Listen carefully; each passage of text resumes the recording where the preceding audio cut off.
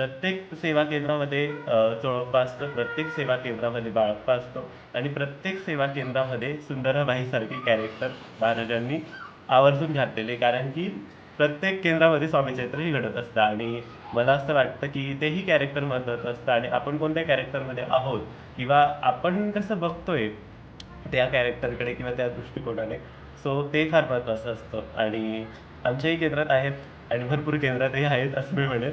So प्रत्येक सुंदराबाईला चोळप्पाला काढायचं असतं केंद्राच्या बाहेर, पण चोळप्पा हा चतुर असतो त्यामुळे तो साधते. महाराजांची एकनिष्ठ असतं आणि चोळप्पा ऐकतही नाही सुंदराबाईचं एवढं.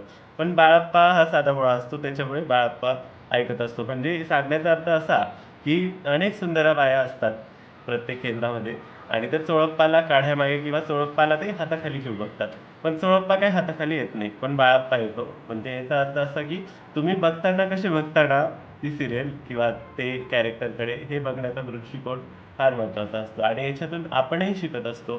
सो मला असं वाटतं की प्रत्येक केंद्रात चोळप्पा, बाळप्पा आणि सुंदराबाई असते. पण आपण कोणत्या कॅरेक्टरमध्ये बसतो किंवा आपण कसं बघतो हे फार महत्त्वाचं असतं.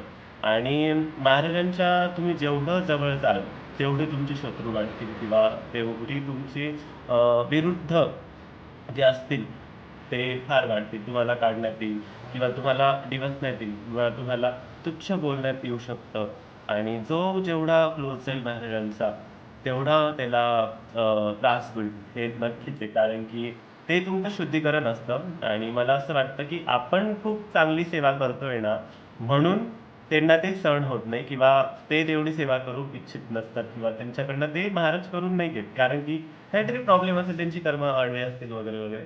सो मला असं वाटतं की तुम्हाला महाराजांनी निवडलं आहे ना, सो तुम्ही सेवेमध्ये एकनिष्ठ राहा.